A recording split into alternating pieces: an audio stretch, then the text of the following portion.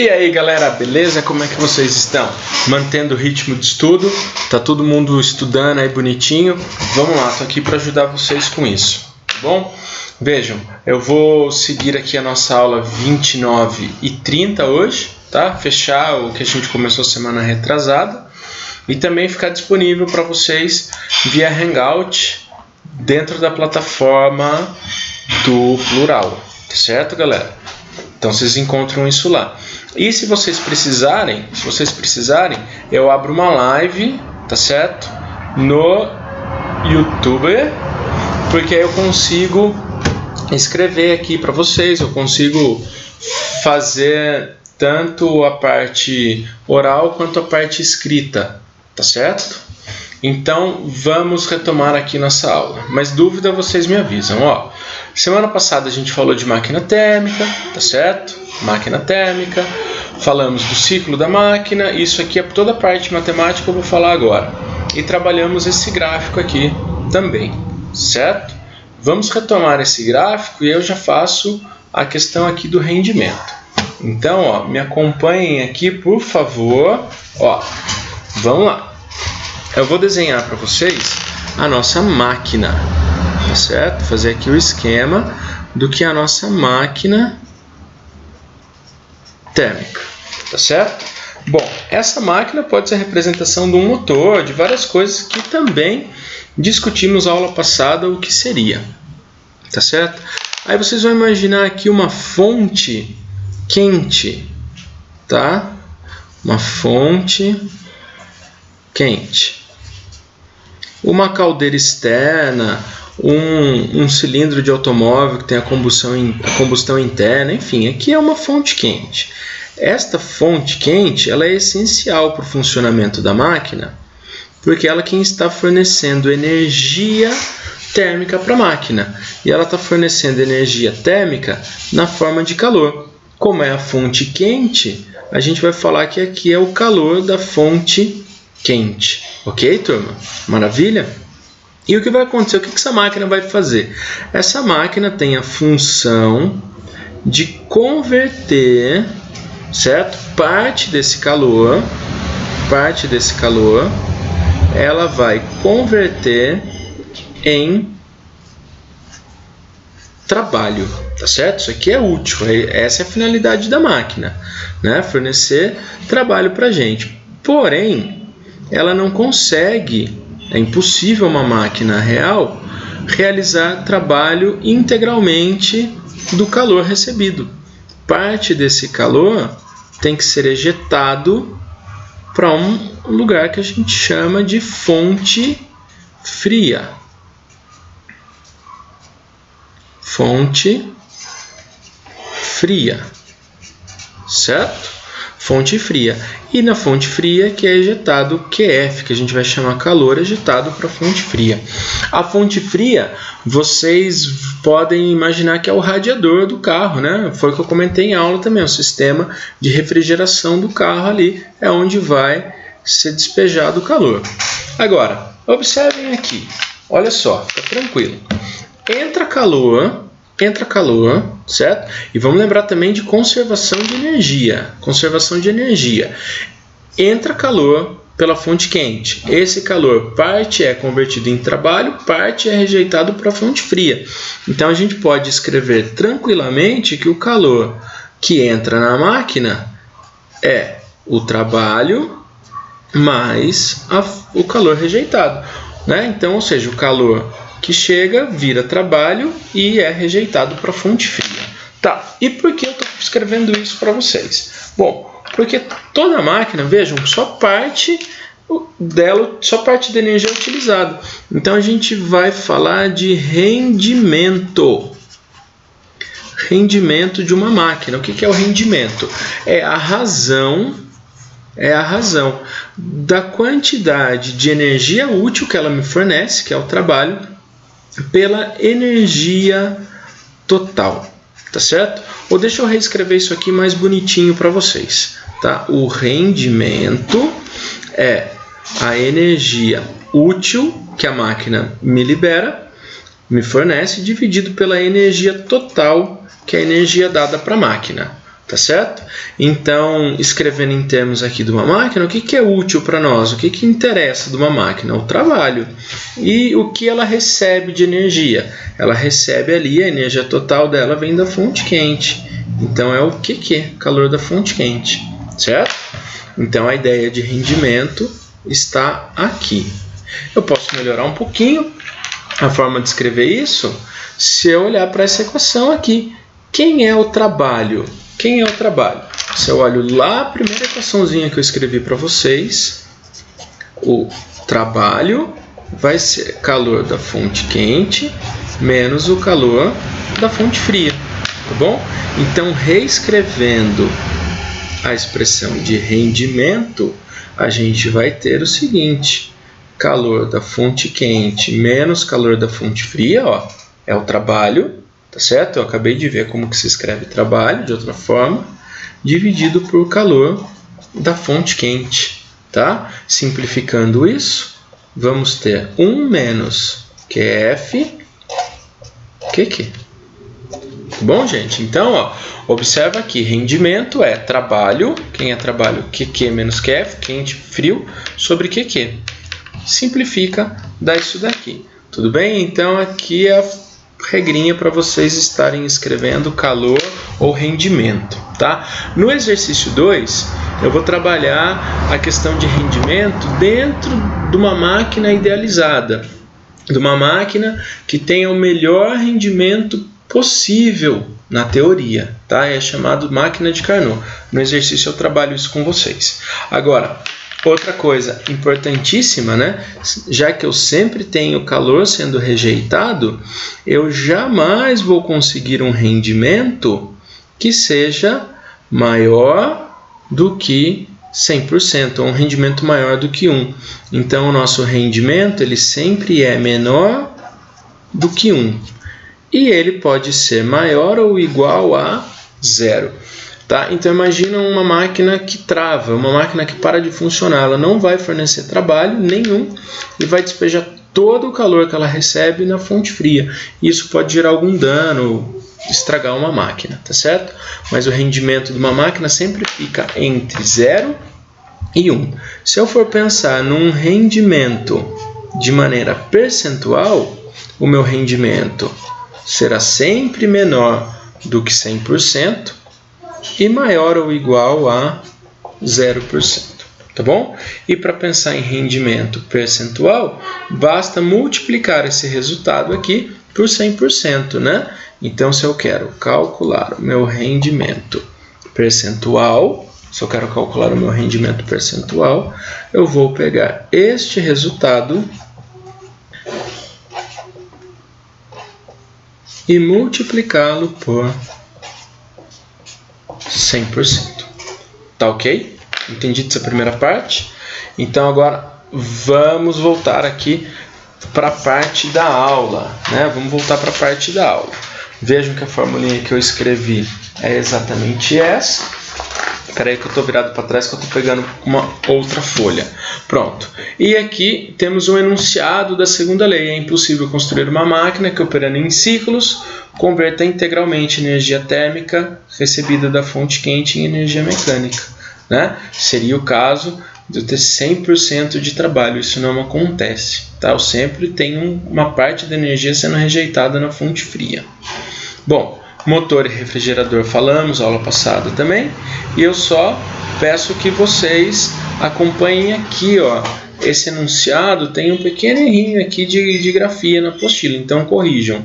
É impossível que uma máquina transfira energia térmica de uma fonte fria para uma fonte quente, sem entrada de energia externa, tá? O normal é a fonte quente doar calor para a fonte fria.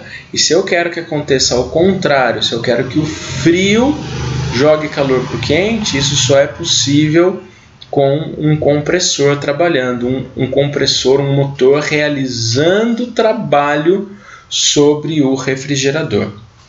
Tudo bem? Tranquilo até aí? Então, joia. Vamos lá para o primeiro exercício. Ó, primeiro exercício. Bom, vocês estão vendo aí a resposta, mas o que importa é a discussão dele. Em uma sala fechada e isolada termicamente, Uma geladeira em funcionamento tem num dado instante sua porta completamente aberta. Antes da abertura dessa porta, a temperatura da sala é maior do que a do interior da geladeira.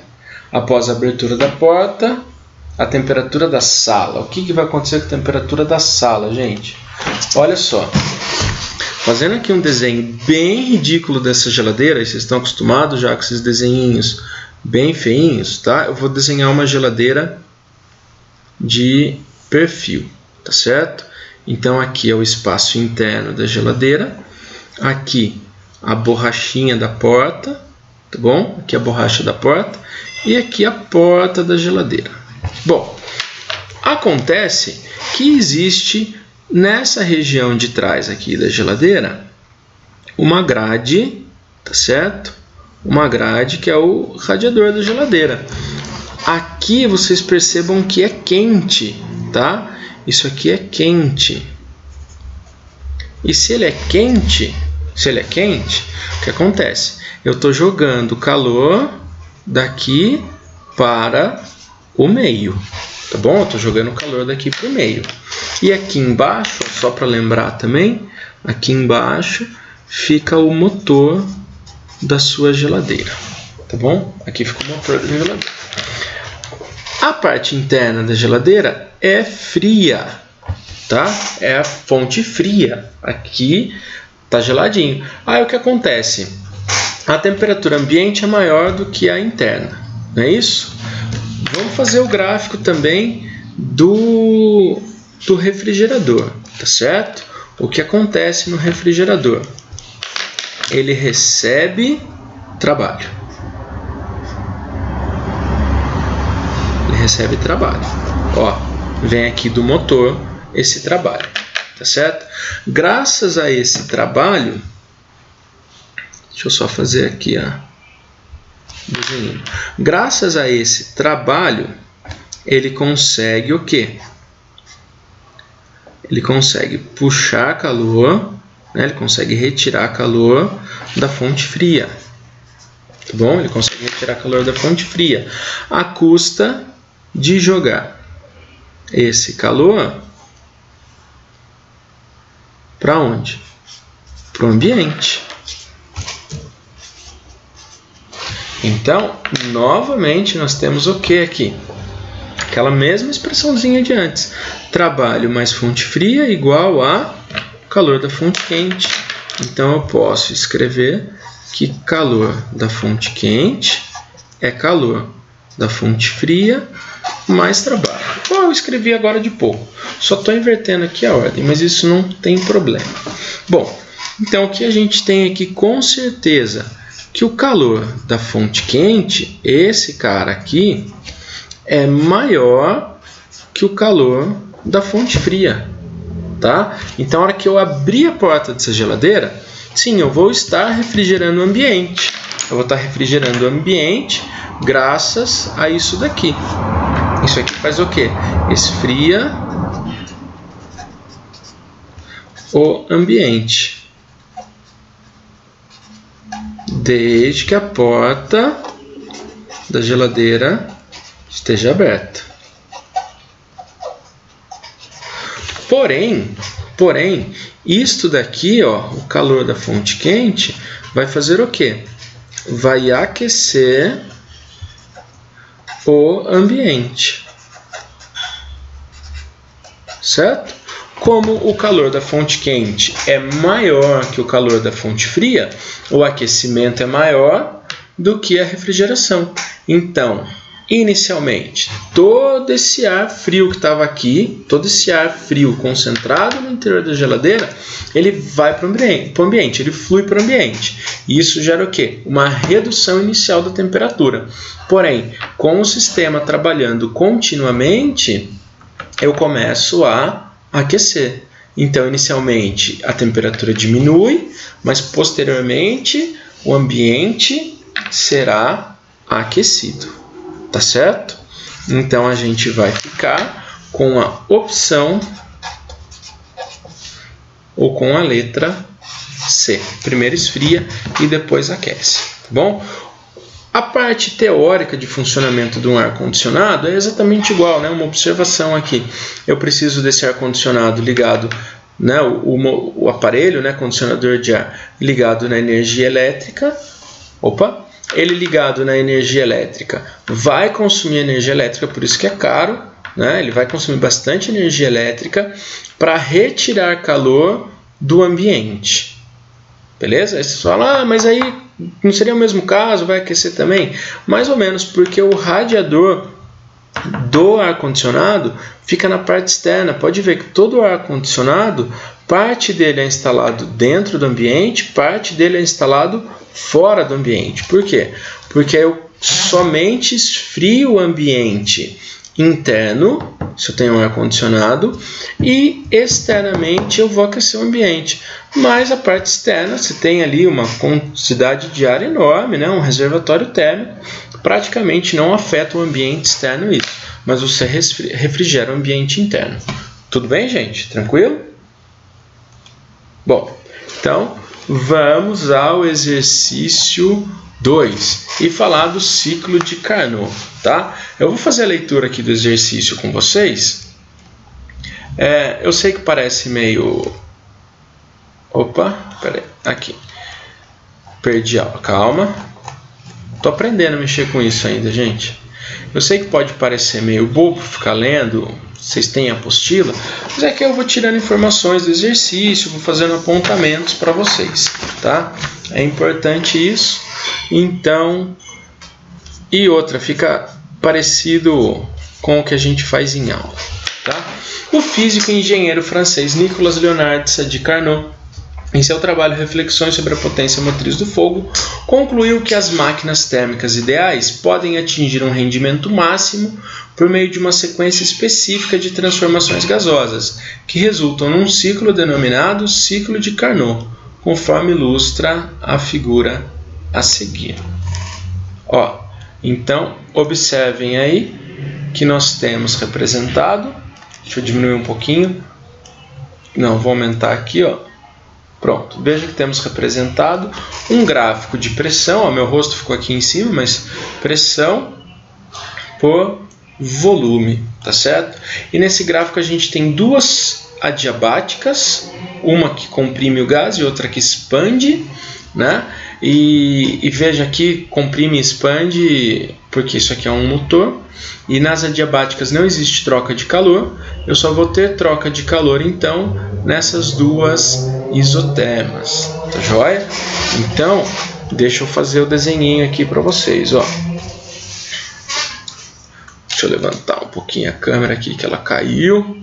Bom, olha só, gente, meu gráfico não vai ficar bonito igual aquele da apostila, mas vocês podem ir fazendo anotações aí no gráfico da apostila. Eu tenho um dos eixos pressão e no outro eixo volume, certo? Vamos lá, desenhar duas isotermas.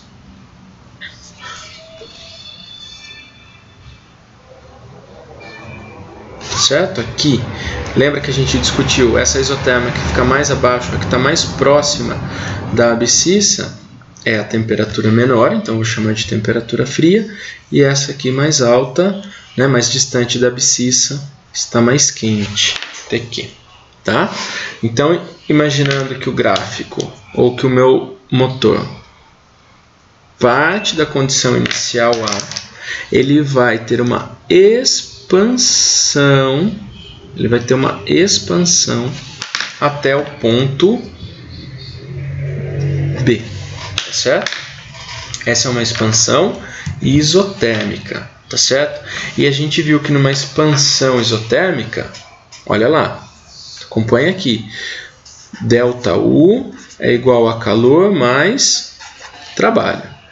Se eu estou falando de isoterma, ou uma transformação isotérmica, a temperatura não muda, então a energia também não muda, né? Aqui é calor menos trabalho. Corrigindo aqui, a temperatura não muda, logo vamos ter que o calor é igual ao trabalho.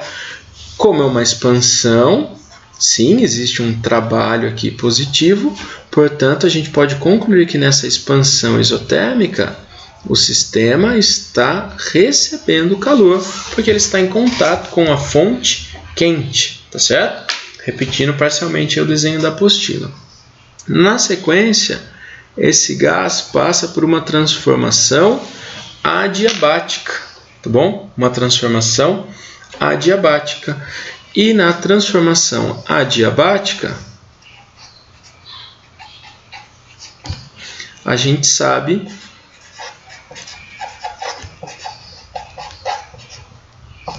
que o calor é zero. Então aqui não tem troca térmica, tá certo? O gás realiza trabalho à custa de diminuir a energia interna.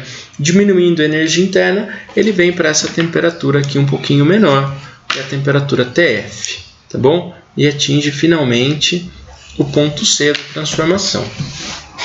Aí, esse gás vai sofrer uma compressão, tá certo, gente? Esse gás vai ser comprimido isotermicamente.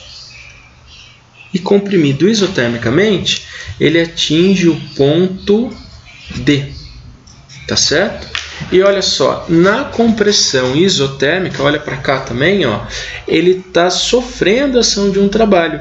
Então é trabalho negativo, portanto o calor é negativo. Então nesse ponto a gente sabe que o calor está sendo dispensado, o calor está sendo ejetado para fora do sistema. Então se o calor está sendo dispensado do sistema, aqui é calor frio, está saindo calor.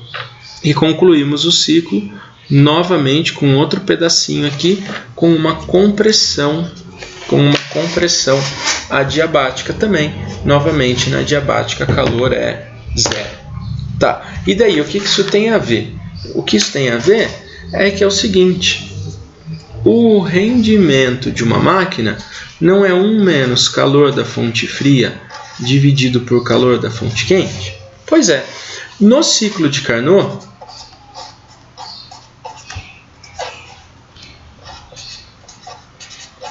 que é esse ciclo idealizado aqui, ó, nesse ciclo idealizado, se eu consigo que uma máquina opere dessa forma,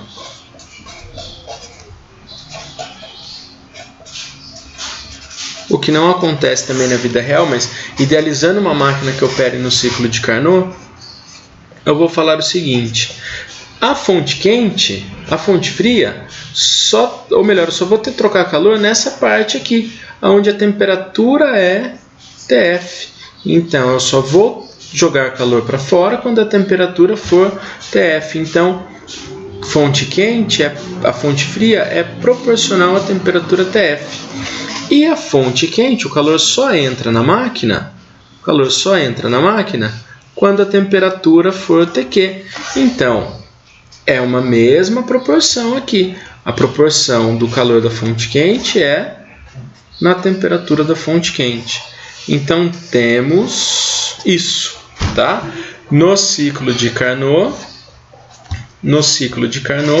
eu tenho esse tipo de rendimento, tá? Eu posso escrever o rendimento dessa forma. Bom, vamos voltar aqui para o exercício agora. Voltando para o exercício. Oh, Deus do céu!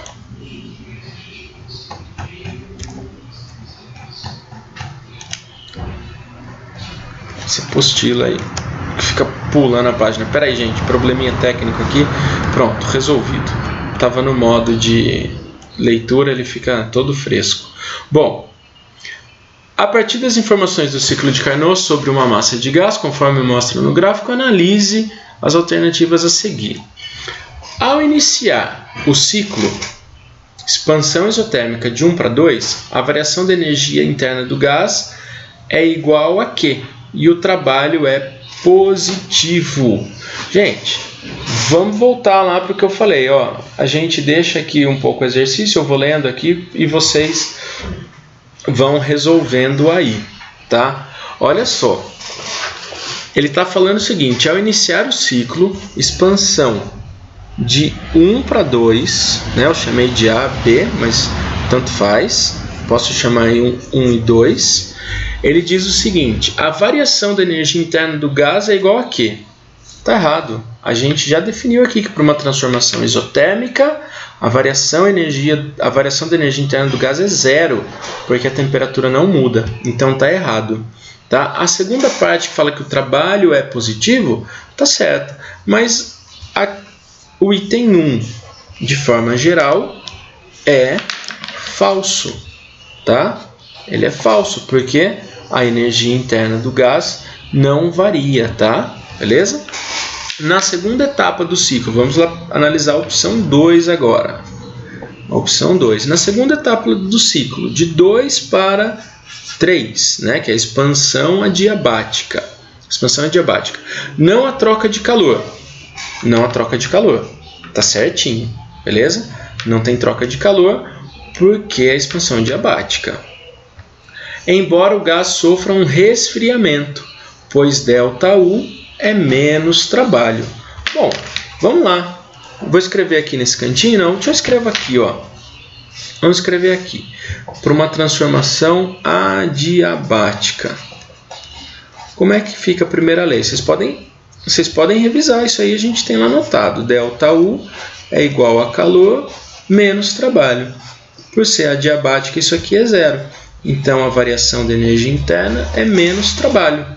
E se vocês voltarem no vídeo, vocês vão ouvir lá eu falando que o gás é que ele expande a custa da energia do gás. Isso faz com que ele diminua a temperatura. Então, para realizar esse trabalho, dado que ele não recebe energia na forma de calor, a energia interna dele tem que diminuir na mesma proporção que ele realiza trabalho, ou no mesmo valor que ele realiza trabalho. Então, o 2 é verdadeiro, tá certo? A opção 3 aqui, o que ele está falando?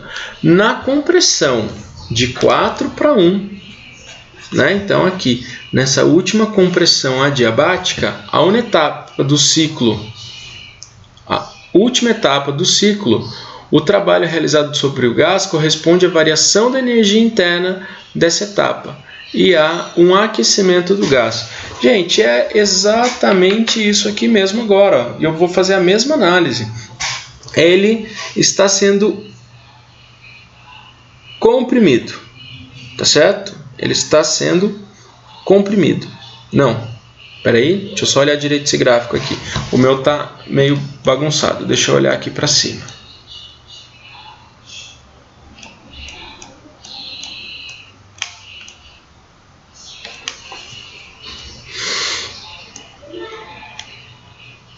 Peraí só um minuto, gente. Aí, gente, retomando aqui, né? Então, foi aqui, ó. Vamos lá. Aqui eu tenho compressão. Na compressão, o trabalho é negativo. Então, menos aqui fica positivo. Então, sem dúvida, o gás ganhou energia. E eu vou ter uma opção verdadeira aqui. Tá certo? Vamos voltar lá para as outras duas que faltam. O trabalho útil realizado pela máquina térmica no ciclo de Carnot é igual à área, ou de outro modo, trabalho é igual. Vamos deixar isso aqui e eu vou trabalhando em outro aqui agora. Vamos lá de novo. O trabalho útil realizado pela máquina térmica no ciclo de Carnot é igual à área. Isso, gente, o trabalho em um ciclo, ele sempre é numericamente igual à área interna, tá? Desde que seja um gráfico, né? Isso aqui só é válido para gráfico de pressão versus volume. Sim, mas é a área. E voltando lá para as anotações da nossa aula, olha aqui, quem é trabalho? Isola trabalho. Isso aqui a gente já passou. Só estou retomando essa anotação.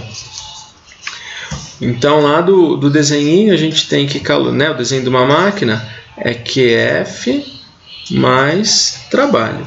Isola trabalho é QQ menos QF. Então, está verdadeira essa opção aqui também. Tá certo? Então, na opção 4 é verdadeira. E por fim, Vamos ao 5. O rendimento da máquina térmica ideal pode atingir até 100%. Já para aí, gente, já para aí. Um rendimento sempre é menor do que 100%. Ah, mas essa máquina é idealizada. Não importa. Mesmo numa máquina idealizada, o rendimento sempre é menor do que 100%, tá? Então, a hora que ele fala o rendimento de uma máquina térmica ideal pode atingir 100%, tá furado, tá certo? Por que tá furado?